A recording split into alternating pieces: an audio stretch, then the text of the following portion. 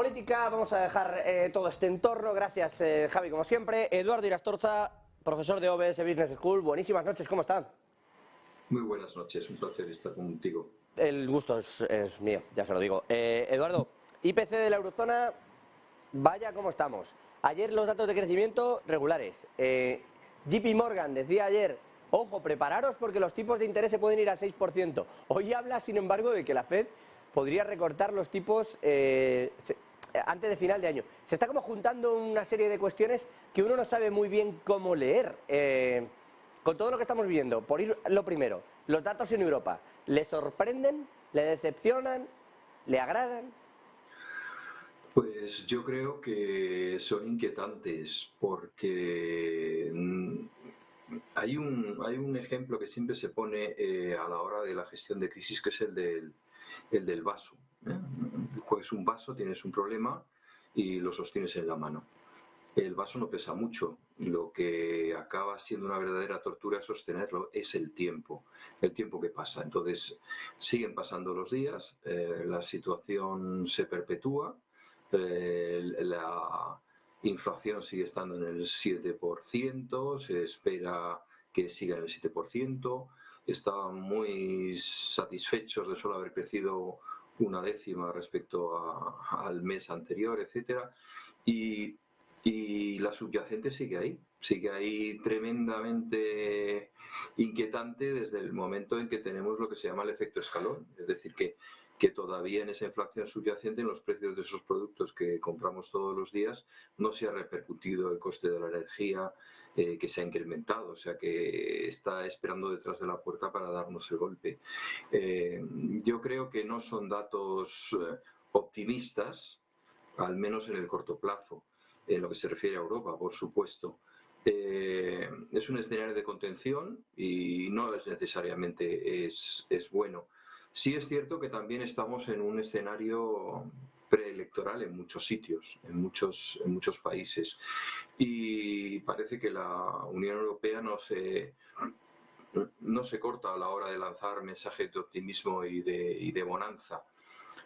A mí me hace mucha gracia pues el capotazo que le ha metido Lagarde al gobierno español, en el sentido de que las previsiones de crecimiento las ha incrementado. Bueno, no dejan de ser previsiones, tú puedes prever una situación de bonanza indefinidamente, pero esta no tiene por qué llegar a ocurrir.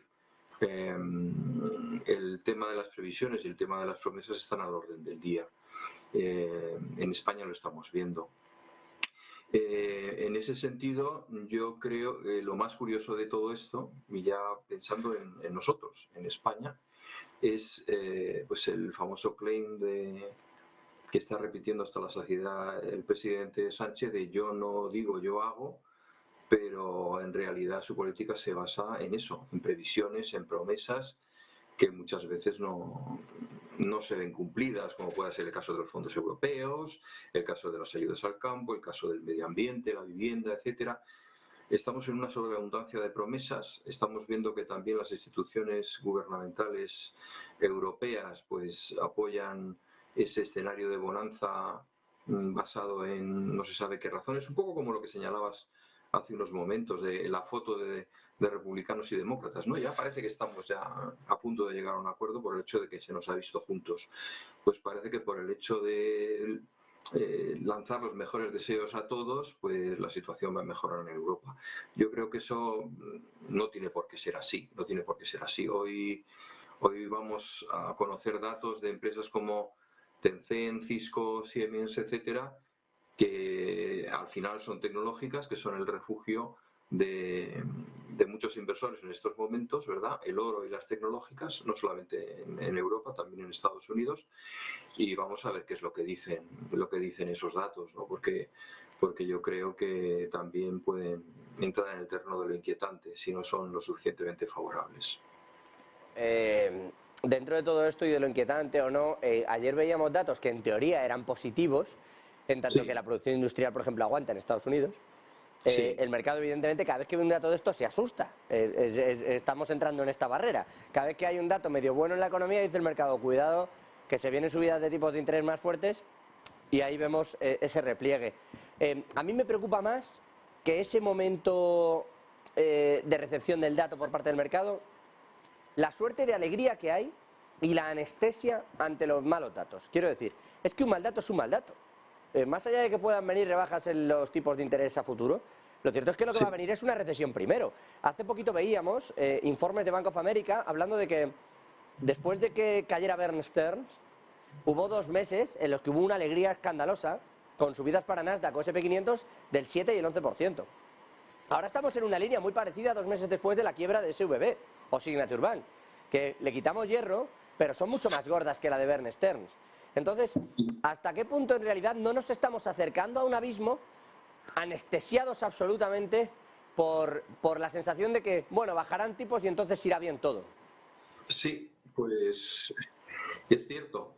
A mí también me preocupa, y de hecho no porque lo piense yo, sino porque Jamie Dimon, el CEO de JP Morgan y Leo, da la razón al mercado y contradice a la Fed. La recesión obligará a bajar los tipos pronto, la renovación del techo de deuda apoyarían este escenario. Es decir, que la gente que sabe está diciendo cuidado, las cosas no son tan de color azul como queremos verlas, ¿no? Yo siempre tengo muy presente la famosa frase de Winston Churchill cuando se dirigía a la Cámara de los Comunes para hablar de la situación en su conflicto con Alemania a principios de la Segunda Guerra Mundial y decía: voy a hablar de hechos, el plomo es pesado, el plomo es gris, el plomo es venenoso, no estoy hablando mal del plomo, me limito a exponer los hechos.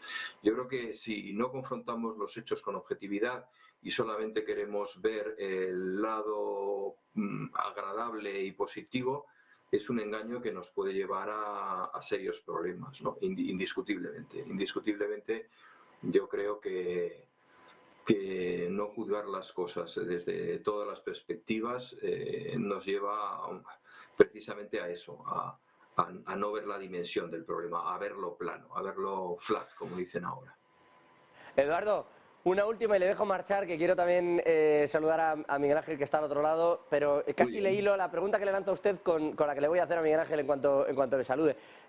Techo de deuda en Estados Unidos, decía yo, parece que ya está hecho. La verdad es que es realmente sorprendente, ¿no?